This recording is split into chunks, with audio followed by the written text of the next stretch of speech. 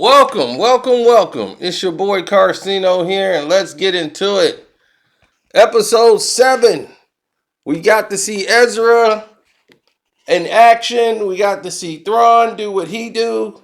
Everybody got a chance to do some things. We saw Ahsoka face off with Balin again. Many wondered why Balin let his apprentice go off. And it was quite simple. People. Balin let her go because he senses her energy isn't the same. She's not aligned. That's why she can't hear what Balin can hear, because she's not taking time to focus herself. Her ambition drives her and is leading her down a dark path. He's letting her, saying, okay, this was your test. Had she stayed there with Balin, that would have proved she was willing to follow his ambition. But she knows her ambition doesn't align with him, as she was not keen with none of the decisions he was making leading up to that point. By him actually sparing Sabine and bringing Sabine with them.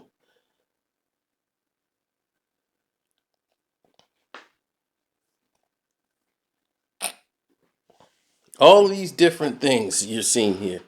Like C3PO's appearance was was weird, but hey, it was 3PO. He was being prohibited at the door. Like, look, hey, I got stripes.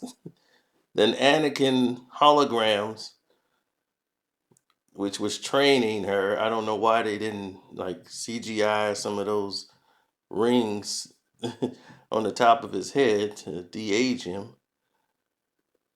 They just said, screw it. We've spent too much money already.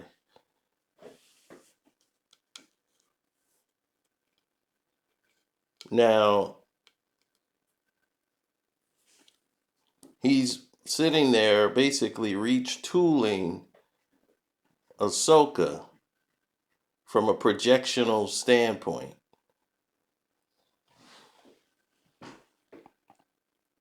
Now, while he's doing all of this,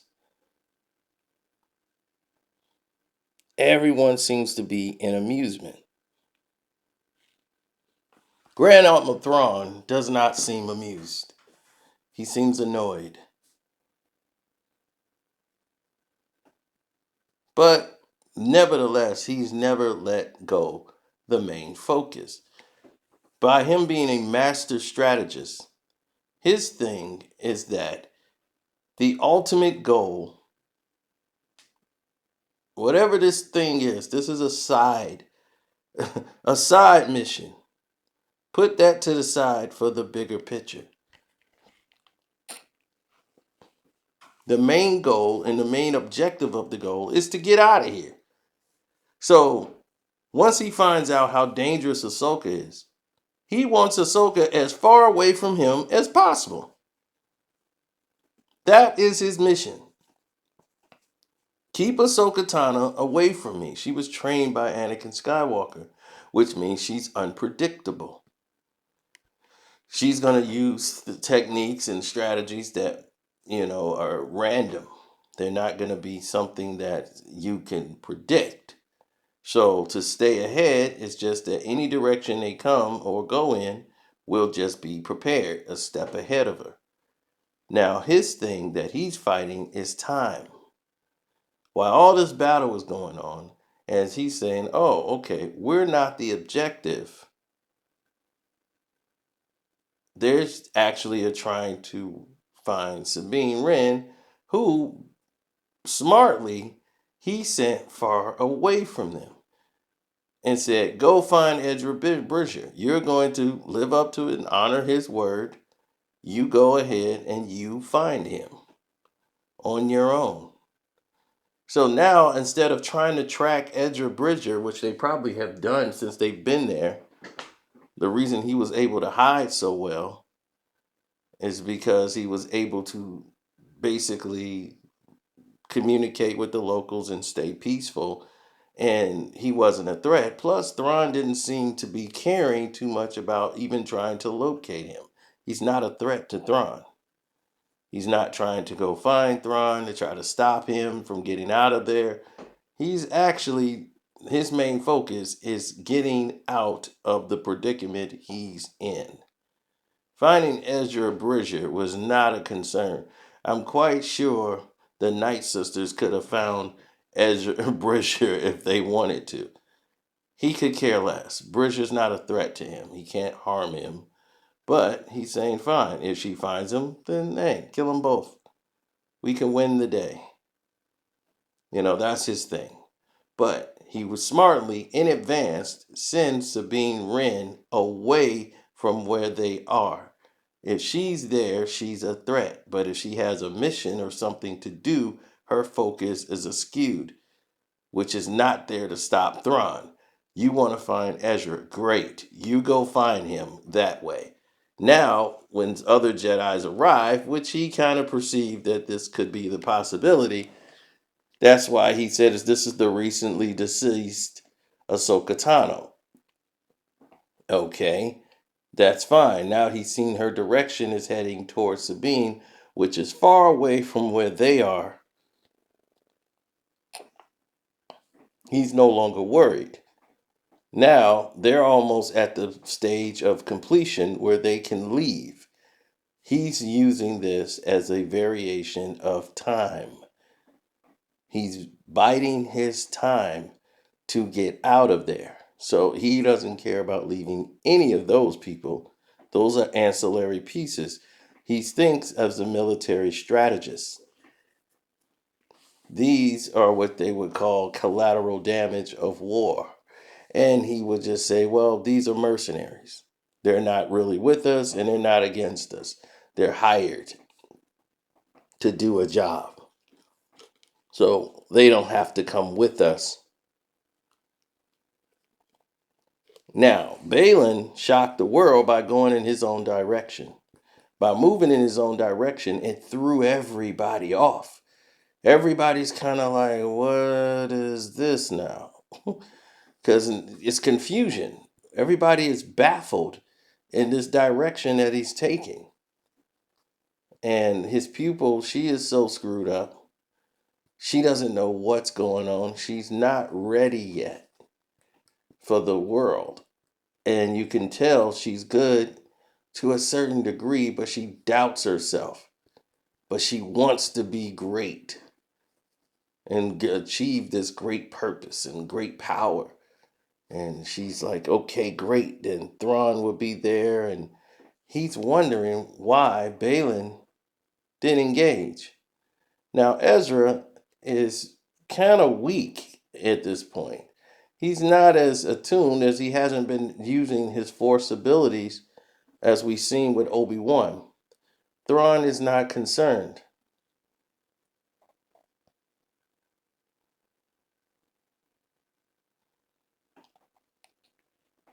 See, the Emperor knew that Thrawn would be his successor and not Vader, because Vader could not run a military operation the way it needed to be ran.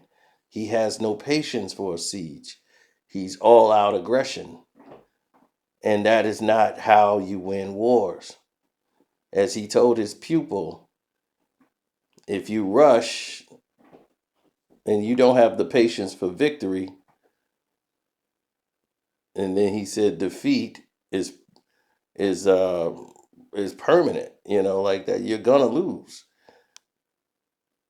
But he said it much better than me. Now you see Ahsoka is fighting Balin, and Balin is just too balanced in the force, and he's strong. His lightsaber is used mostly for defense more than attack, but when he does attack, it is brute power, and it drains your energy as a Jedi, as every strike you try to make against him is blocked. He uses two hands on his sword when he swings.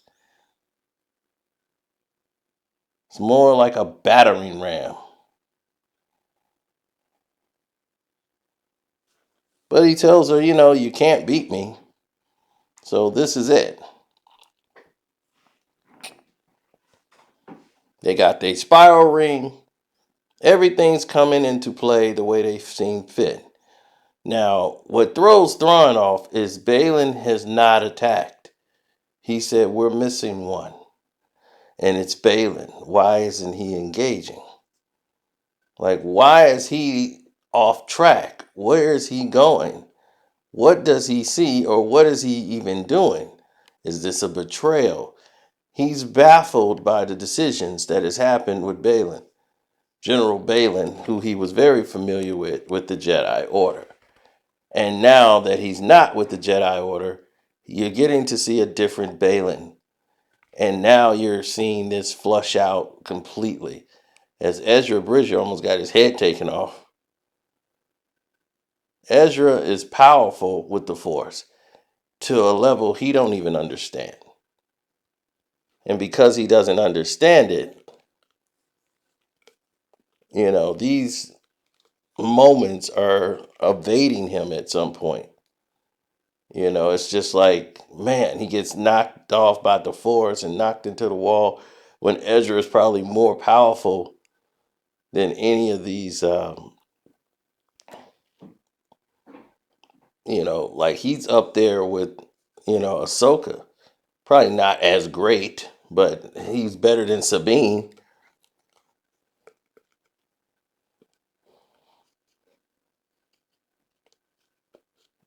Now, we watched Ezra train when Kanan was training Ezra, and we saw where he was going and how everything came full circle. This episode was basically a setup, a build up here. But there is a lot of estrogen energy in this series, period, where the men seem to take a back seat to the women that I don't like. Like, I don't like them putting Ezra Bridger behind Sabine the way that they do. And they try to ostracize most of the characters. And Zeb, who's now part of the rebellion, and he hasn't really shown up in Ahsoka, but we've seen him in another series, like The Mandalorian. We've yet to see him here.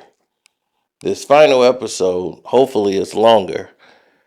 It's because there's a lot of pieces here meant to, you know, keep everybody, at bay or keep people at interest, at full interest, But Balin Skoll seems to be one who's so powerful and balanced with the Force.